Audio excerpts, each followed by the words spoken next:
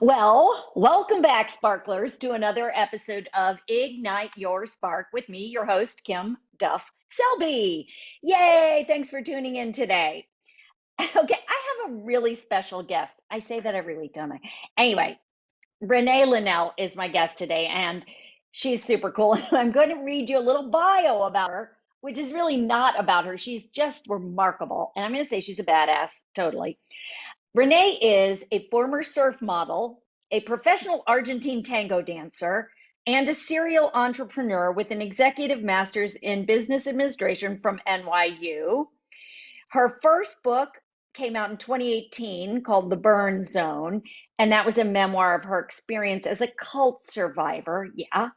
And now she has her second book called Still on Fire, a memoir. And honest to goodness, I was blown away by this book. Renee, you have done so much. Yes, you're in a cult, dancer, model. I mean, you're just remarkable. So I know that you have a lot that's going to ignite sparks in people. So welcome and thank you for joining me. Thank you, Kim. It's so nice to be here. Uh, oh my gosh, you've been through so much. But before we get into you and your tale and your what you've learned throughout life, I'm going to ask you my little question. How do you ignite your spark? And take that however you want to take it. Okay. I ignite my spark by being as true to myself as possible and honoring my inner guidance as much as possible so that I'm no longer betraying myself and I'm living an authentic life moment by moment. Awesome. And tell me how long it took you to get to that point. Well, I turned 49 in July, and I would say I think I probably had it figured out until I was about 5. And then I went through what we all go through, which is the conditioning of domestication, right? And trying to please all the adults around us and forgetting who we are. And so then it took from probably age 5 to age 49 to figure it back out again. Yeah, I was this many days old when I figured that out, right? No, but I mean, you had glimpses of it throughout your life, certainly in the variety of things that you have done and accomplished, I'm sure, Well, right? I always was the weird kid. And so fortunately, I guess my heart always forced me to follow my own way versus the herd. And so I have had a wonderful, exciting life, and I'm extreme. So when I do something, I do it full steam ahead, which can sometimes have devastating consequences, but I'm definitely not going to have regrets when it's all over. I'll have done everything I ever wanted to do. And seriously, no one, until you read this book, well, hopefully you get a little taste of Renee through this conversation, but I'm reading this book. Renee has done everything. She has lived in circumstances that there's no way in hell I would ever live. I mean, like when you've done your traveling and your surfing and just the experiences, you must have always had that inner strength to draw on to get through some of these experiences. Well, most of my family died when I was young, leaving me with just my mother and father and twin brother. And then my father died on Thanksgiving Day when I was 15. And I was pretty much on my own from there on. And I think I learned so quickly at such a young age that any moment it could be over. And so I think Mm. that, and then my father was captain of a landing craft infantry in World War II and 5 invasions. And so Oh, he always had that feeling that he shouldn't be alive and every day was a gift. So he was a big risk taker, especially in business. And so I think I just kind of learned we never know which moment is our last. So let's make sure we're living, we're truly living, let's just say. And so I think that's what gave me the courage to really go full steam ahead into life. yeah, you did suffer tragedy when you were quite young, and you are not finished forming as a human being at the age of 15. No way, Right. no how. So you had to do a lot of your forming after that. And you left home shortly after that as well, didn't you? I did. My mother was not the best mother. She was an alcoholic and very emotionally abusive to me. She was wonderful to my twin brother. So I left home as soon as I could at 17 and went to college in California and then in Florida and then moved to Hawaii and then started surfing and modeling and traveling the world. I think 50 countries before I turned 35. Yeah, that is truly remarkable. And the gifts that you have learned through that are gifts that most people probably never learn or receive in their entire life. And is there something that really motivated you to go from one thing to the next? I know you said it's really grabbing each day by its moment, by, by its horns or whatever, and riding it full steam ahead. But what is it that kept you going to another adventure? Was it just completing one and then finding another? Did you just have that burning in your soul to keep going and finding? I was soul sick. So I had this magnificent Mm. life traveling the world and modeling and dating all the pro surfers and financially secure and well educated. And I had this deep sadness inside. And when I looked out at the world, it seemed like everyone else had it figured out but me. And there was nobody talking about having the dream life and being sad and being soul sick and feeling empty. And so it was no matter what I did, nothing filled that void. And so I was constantly seeking. And that's what actually led me into the Buddhist cult. Yeah, we got to talk about that. I love it. Like, I'm reading certain things on your website is great too, and your blogs and everything, but Thank it's you. like, oh, my guru told me to do this, and her guru told her to do that. And then you were like, oh shit, yeah, that's not real. Why am I following him? You gave your power away. Oh, completely. I mean, totally and utterly, and ruined my life in doing so. Well, obviously, it was not ruined because you've come out the other side, but at Right. that time it did ruin it. But boy, is it a good story. Well, and it's funny because with all the interviews for the first book, The Burn Zone, I kept getting labeled cult survivor. And I thought, I'm just Renee with a wild story. And it's a great book and it's a page turner and it parallels all other toxic relationships. So there's a lot of good wisdom in there and guidance, but it's a heck of a story. And I lived it. And now it's just one of those, that was weird things. Yeah, it is weird, but something that most of us cannot even grasp, Right. because it's really so unique. And I really just want to say how fabulous your writing is. And I don't like to do like, oh, promo books on my podcast kind of thing. That's really not what I'm about. But I just, your book is just like talking to a wild friend. Like talking to your wildest friend who goes on the coolest adventures, and you kind of wish you were there, but you kind of don't, too. I had to fight to keep my writing style that way because I do write in fragments and run on sentences, but I write the way I would tell you a story in my living room. And I love that it took a lot of self-confidence to insist that my story be told my way in my voice with my writing style. And the most consistent feedback I've gotten is how how readable it is. Yeah, it really is. And I want you to share a story because they're so great. And the way the book is laid out is it's almost like little different stories. It's not, I mean, until you get to the end and then it kind of all comes together, which I obviously get as an English major was your purpose. Uh, I give me a story, give us a story that's inspiring. I mean, I can thumb through and choose one, but do you have one?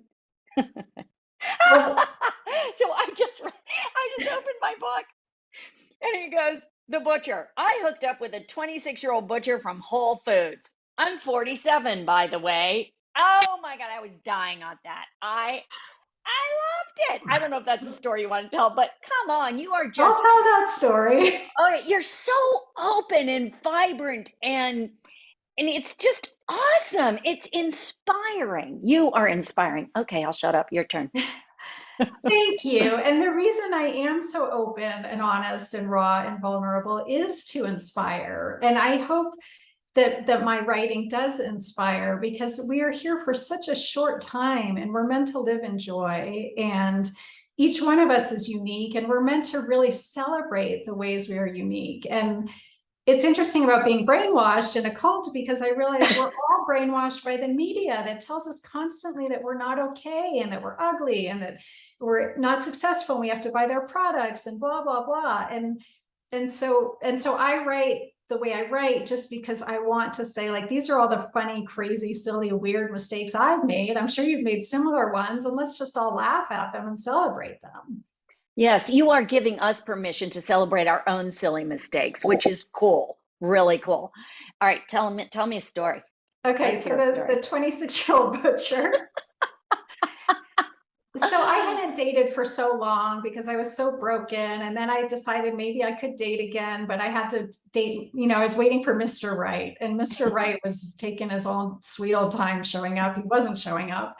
And so I started reading The Surrender Experiment, and decided to start saying yes to whatever life presented me. I woke up and I said, I'm going to say yes to whatever the universe presents today.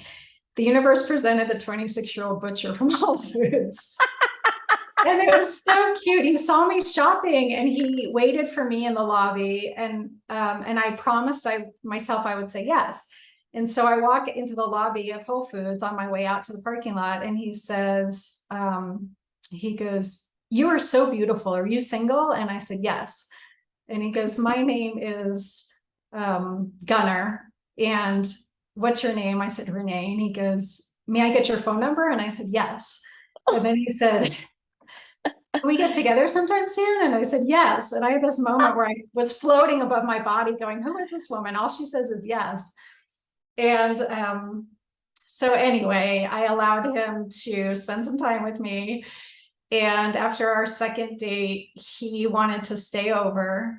And I hadn't been touched by a man for so long, and I was so uncomfortable, and he was so young, and I just wanted to send him home. And he was so sweet. He said, "I just want to worship your body and love you Oh, and touch you and make love to you. And you're used to being alone, and you just want to send me home because being alone is comfortable for you. And I think you need to be uncomfortable." And he was right. And so that chapter of the book, I take the reader through my romantic interlude with the 26-year-old butcher, which I botched completely because I was so nervous and insecure and weird and uncomfortable, and he was so young. Um, but it's funny. And as I told my girlfriends about it, they were laughing out loud, and they said, "You have to put this in your book." So it's one of the one of the many romance stories in the book. oh yeah, there are quite a few. There are definitely quite a few. It's interesting how the universe absolutely sent you who you needed when you needed it, and all of the trials and tribulations and the experiences clearly were building on themselves to get Yes, you to the and point where you are, right? yes, and in the opening of the book, it opens with a 24-year-old tennis player that asked me out, right? And I said no because, well, I thought he was too young. And then I was single and celibate for almost a year. And when I decided to say yes to the universe sends me a 26-year-old butcher. So I thought, well, clearly the universe wants me to be with a young man. So I need to say yes to this. Well, your experiences, instead of aging you, have made that the reverse. They've kept you quite young. I think so. Youth is, it's life force energy running through us, right? And I think so many of us get old because we get afraid of the world, and we think we can't, and we think we shouldn't, or we get mad at everything, all the chaos out there, and we want more and more laws to corral it into something safe. And I think what keeps us young is just saying yes to life, however it appears. Yeah, I love that. I mean, being in my third act, I totally embrace life and try new things. And I am always telling people to do that. I don't care what your age, you can get stuck in a pattern, whether you're 20, 30, 40, 50, 60, or beyond. Right. Especially though, we've got to keep the neuroplasticity in our brain as we get older growing so that we continue to glow. Ah, yeah, I like that. And we have to be uncomfortable, right? I think that's the hardest part. As we get older, we create such safe lives and we're comfortable in our home and with our partner and in our job or whatever. And then we don't want to be uncomfortable. I think that's why people are so miserable in airports and on airplanes, because it's so out of our control, right? They can't control any of it. Um, Yes. Yes, stepping out of your comfort zone is so vital to growth. And obviously, everybody was forced out of their comfort zone or back into it, I don't know, over the pandemic. right, Probably a little of both because everything was out of our control. We had no control. right. And Where were the truth you? is, well, I was traveling. I was taking advantage of empty airplanes and empty hotels, and I traveled so much during all the lockdowns that I became Premier 1K on United. That's right, I read that. Yeah. Sorry, but I interrupted. You were going to say something else, probably Oh, very I much just was gonna wiser. say, I think when we're kids, we're uncomfortable all the time, right? We're forced to be uncomfortable every moment because everything's new. And then as we become adults, we get so used. I got so comfortable in my house when I was healing that I was terrified to go out into the world again. And Mhm. so I do think, a call to action would be make yourself uncomfortable. Yes, I agree. People out there, make yourself uncomfortable. And everybody goes, "Oh yeah, I know I should, but no, I'm no. I like where I am right now." Now, you say when you were healing after the cult or one of the other things that happened in your life? The cult thing really shattered me because I burned almost everything I owned and I destroyed my whole life and alienated everyone I loved and stopped trusting my own intuition and lost hundreds of thousands of dollars. I mean, it just was a disaster. Ended up in the New York tabloids. I mean, disaster. And so I had to put all the pieces of my life back together after that, and myself and my sanity. Yeah, yeah. How long were you, I guess, quote unquote, in the cult? It's funny when I tell stories, I always say BC before the cult and AC after the Ah, cult. yeah. 7 years. Mm. And And it then, was really started as I know this is in your other book, which I have not read, full disclosure, but it was sort of like a spiritual thing, right? That it yeah, started it was as? tantric Buddhist mysticism, but it was also corporate personal professional development. And so she was a woman straight off of Wall Street. And she said in the East, people have these beautiful spiritual practices, but they live in poverty. And in the West, we make all this money, but we're soul sick. And so what she taught was to have a really strong meditation practice in the morning and then use our career, our job as our spiritual practice during the day and bring the best of ourselves to every second at our job, which would have us get promoted and make more money and create a life where we could meditate better and give back to the world through philanthropy. So on the Yeah, it all surface, it sounds sounded, good. yeah. And my tasks in it were like get an MBA from one of the hardest business schools in the country, get a black belt in karate, study computer programming. I mean, it was great on the surface, But in the but end, yes, beware. yes, Oh, wow. So scary. I mean, really, because it sounds so great, in purpose, but yes. not great. And now, where are you in terms of your self-development? Are you satisfied where you are? Are you happy? I am. It's so fascinating, this human journey, right? Because I know for me, every time I think I have it all figured out, I find out I don't. And I'll have days where I go, I am in so much joy and so content, and I love my life and everything's perfect. And then I'll wake up the next day where nothing's changed and I'm pessimistic, I'm afraid, I'm filled with self-doubt. I think it's all gonna end. Um, but at least now I know when those mind states come, they're not real and that they'll pass. So, and I try my hardest not to betray myself anyway, any longer. And so I do have a really, really deep sense of joy underneath even the days when I'm angry or sad or scared or filled with self-doubt. Yeah, I mean, I think that's human. I definitely have those days. Do you think that's the ego talking that's trying to keep us safe and in our comfort zone and, oh, you're not okay? I don't know. What would you call that? I don't know if it's the ego or if it's mass consciousness. I kind of think we're all very psychic. You think about a friend and that friend calls, or you're on a bus with somebody who's really angry and suddenly you can feel exactly like you feel angry. And I think there are 8 billion people, and kind of unfortunately, mass consciousness says we should be afraid and anxious all the time. And so I think no matter how much joy and contentment we hold, we get hit with those waves of mass consciousness thinking. And then, my gosh, you turn on social media or the news and you get bombarded with it. Yeah. That is interesting. That just puts it into perspective for me, because I go through these incredibly high highs, joyful, the world is great, this is wonderful, things are turning out the way they should. And then the next day, boom. And you're like, no, everything's depressing. And I'm going to blame it on mass consciousness now.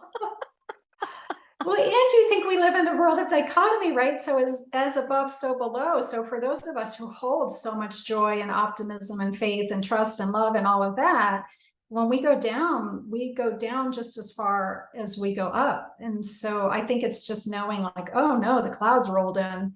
Yikes. Okay, how can I not wreak havoc in the world while I'm feeling like this? Don't send the emails, don't send the text messages, try not to Yeah. make travel plans. Put yourself in a straitjacket so you do Yes, nothing while it's yes, happening. until the light comes back. And you know what's interesting for me, and I'm thinking about this in terms of you as well, is when I am in that, and then I do something that I really love or that I quote unquote have to do, like host a podcast interview, something that I love gets me right out of that funk. I'm like, oh, I'm going to go back into it after I have completed whatever it is, whether it's a yoga class or an interview or whatever it is. And I may go back, but that really, if you can find something to focus joy on, that's going to help you. And you did a lot of that. You looked in a lot of different places for joy and you found it. You could be in a little shack in wherever you were and you were finding joy. Do you think that's true? Yes, I do. I mean, I think that our mind is what creates hell in our life, really, right? And what you just said is, when you do something to distract the mind, suddenly you feel better. And then once that distraction's over, then the mind can go back and do its weird things. And so I've learned just trying my hardest to pull myself into the present, and or do tasks when when I'm in a really weird mind state, like I'll organize the house or do dishes or laundry, and just those tasks help. Mm.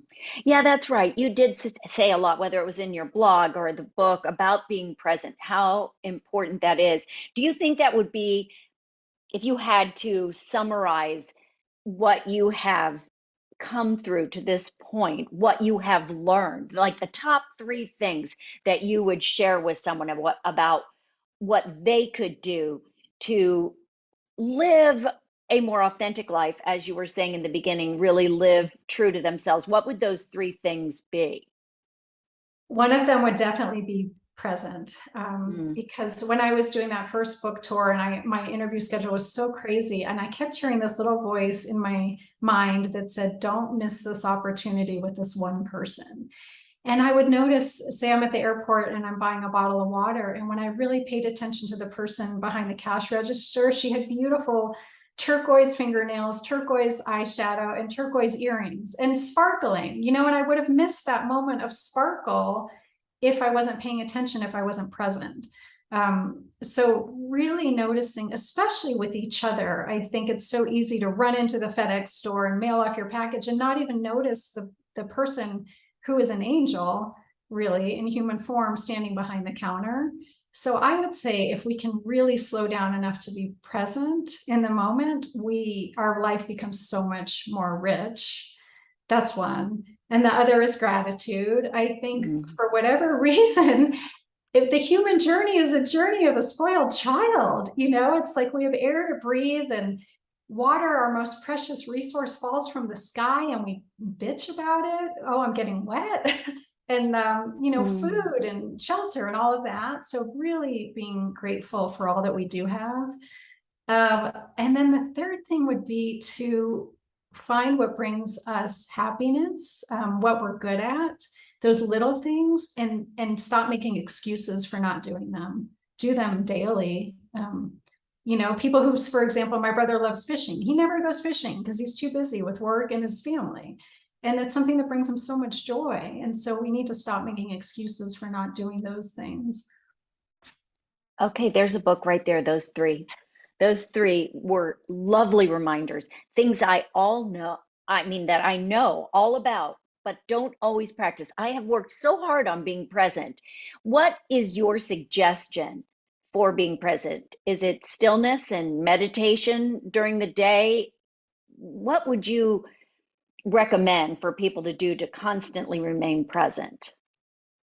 I would say look at the to-do list. First of all, is it all necessary? I think that we're used to being constantly on the go. We get put in fight or flight mode from the moment we're kids with school and after school activities and homework, that having downtime is uncomfortable for a lot of us. And so we fill our time to the max with social engagements we don't even want to go to half the time. And so I would really say start looking at your to-do list and cut out the things that don't bring you joy if possible. Why cram in that dinner after a 10-hour workday when all you want to do is go home and take a bubble bath? Because those people might think badly of you. Well, make yourself more important. What do you think of you? Yeah. And then once you have only the essentials in the to-do list, it's much easier to be present. Such great reminders, such great reminders. I'm a huge believer in gratitude. The first thing I say in the morning when I wake up is thank you. I can always find something to be grateful for, always. And being present, that's the one I have to work on the most. And I think most people do. You're right. We are really easily distracted. Thank you, Instagram, TikTok, social media. Yeah, I mean, there's always something to do. If they add one more show to Netflix, I mean, I feel like the world's going to blow up. There's just too much out there. What happened to looking at the trees? I do that. Try to look at those trees. Well, Renee, those are really great suggestions. And I appreciate your sharing those really, sort of off the cuff. I didn't know I was going to ask you that. I just knew you'd have a good answer, and you did. So thank you. Is there anything before we sign off that you might want to share? I guess I just want to say to everyone listening, this life is so short and we're meant to live a life of joy. And even though we look out in the world and the media wants to show us so much sadness and pain and hatred and fighting, the truth is we're beings of love and we're here to love ourselves and love each other. And each one of us is unique and we need to celebrate that. And so if we could stop trying to be like everyone else and just be ourselves and do what brings us joy and love the person, be kind to the person in front of us, we have so much more fun and the world becomes brighter. I agree. I agree. I mean, we need everybody's light. Everybody has a light inside of them, and if they find the thing they love doing, that light's going to show. So, thank you for bringing your words into the world too for people to read. I love it. Your book is the second book, Still on Fire. And where can people find you, Renee? On my website, reneelinnell.com. That's the easiest Okay, way. that'll lead everyone everywhere they need to go to find out more about you. And I'll put that in the show notes. And I really recommend this book. It is so much fun. Let's call it an end of summer read. How's that? A great read Perfect. anytime. And you can just pick it up and read a story. Oh, it's so good. You are a remarkable human being, and obviously your purpose on earth is to share the stories and the life that you have led so that we all learn to really step outside of our comfort zone. You really make that clear. Definitely. Thank you, Kim. Thank you for all your kind words and for your beautiful light. Oh, thank you. And to all of my listeners, thank you so much for tuning in again. See, Renee's book, Still on Fire. It's got that light, that spark reference, which I love. So go out there, find what you love to do today, wherever you are, whatever time it is. Do something that you love, because then guess what? You're going to ignite your spark and shine on and give other people the permission to ignite theirs. So thanks for tuning in.